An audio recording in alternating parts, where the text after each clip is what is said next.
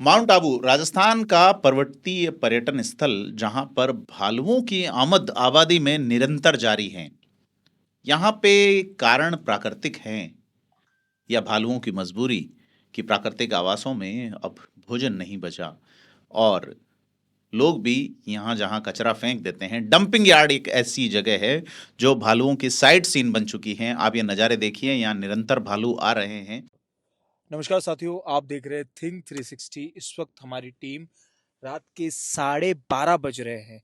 हम लोग माउंट आबू के डंपियार्ड इलाके में, और आप मेरे सामने मेरे साथ साक्षात में लाइव 4 भालू है, यानी इस डंपियार्ड के इलाके में। अब यहाँ पर कुछ इंपॉर्टेंट क्वेश्चन रेज करने जरूरी है। पहली बात यह है कि माउंट आबू जो दुनिया में बहुत ही फेमस हिल स्टेशन है, जहाँ पर वाइल्ड लाइफ देखने के लिए बड़े दूर दूर से भारत यानी फॉरेनर्स भी आते हैं, उस जगह भालू जैसी एक एंडेंजर्ड स्पीसीज को इस तरीके से देख पाना, जो कचरा खा रही है गंदगी डंप यार्ड में माउंट आबू के, ये प्रश्न उठाती है प्रशासन क्या कर रहा है। आप साफ देख सकते हैं कि किस तरीके से भालू कचरे में से खाने के लिए चीजें ढूंढ रहा है। इतने बड़े एक डंप यार्ड में से 4 भालू आपको यहां दिख रहेंगे।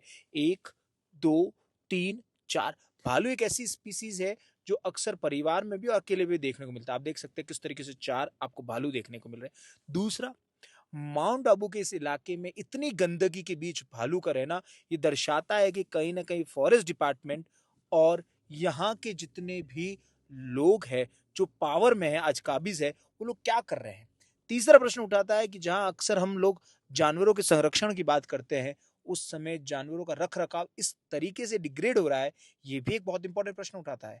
और फोर्थ, हम मैं एक as being a normal citizen of this country, अगर माउंट आबू आता हूँ, अगर मुझे इस तरीके से भालू के साथ ऐसा होता है, देखने को मिल रहा है, तो ये कई इंपॉर्टेंट प्रश्न उठाता है। यहाँ के फॉरेस्ट डिपार्टमेंट भी, गवर्नमेंट को भी और फॉरेस्ट डिपार्टमेंट को भी सोचना होगा, क्या ये तरीका है माउंट आबू को बचाने का, या माउंट आबू के यहाँ पर जो स्पीसीज है, इंडेंजर्ड स्पीसीज है, वनरेबल स्पीसीज है, भालू है, उन लोगों को बचाने का ये तरीका है, सरकार का ये रोड मैप है। ये बहुत इंपॉर्टेंट प्रश्न उठाता है अपने आप में। इसलिए कहता हूं कि आप सवाल उठाइए, क्योंकि सवाल उठाना बहुत ही ज़्यादा ज़रूरी है। तो इस वक्त मैं माउंट आबू के डंपयार्ड में हूँ, जो एयरफोर्स के सामने है, और पास में वीर बाबा का मंदिर है, और पास ही में रोटरी स्कूल का एक स्कूल है, रोटरी क्लब का।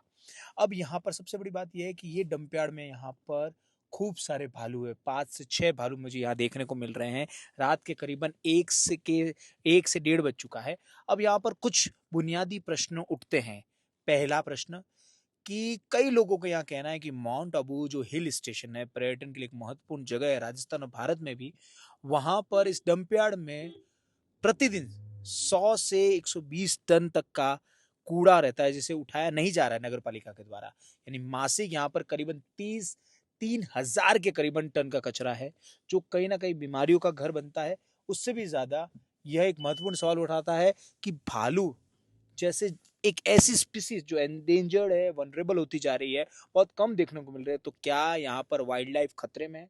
फॉरेस्ट डिपार्टमेंट क्या कर रहा है? यहाँ पर एक बुनियादी प्रश्न और उठता है। आप देख सकते हैं किस तरीके से और भी गाड़ियां आ रही है। यहाँ गाड़ियां लोगों की लगातार आ रही है देखने के लिए।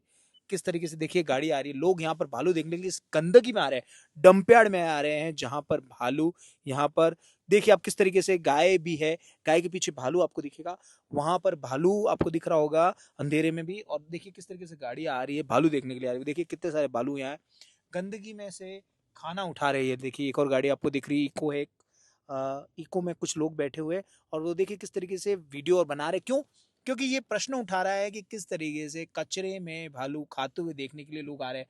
ये अब लोगों के लिए एक एंटरटेनमेंट का जरिया बन चुका है कि किस तरीके से वह लोग, ये देखिए इस तरफ एक और भालू है, ये देखिए एक और इस तरफ, ये देखिए निकल रहा है एक और बीच में से भालू यहाँ पर।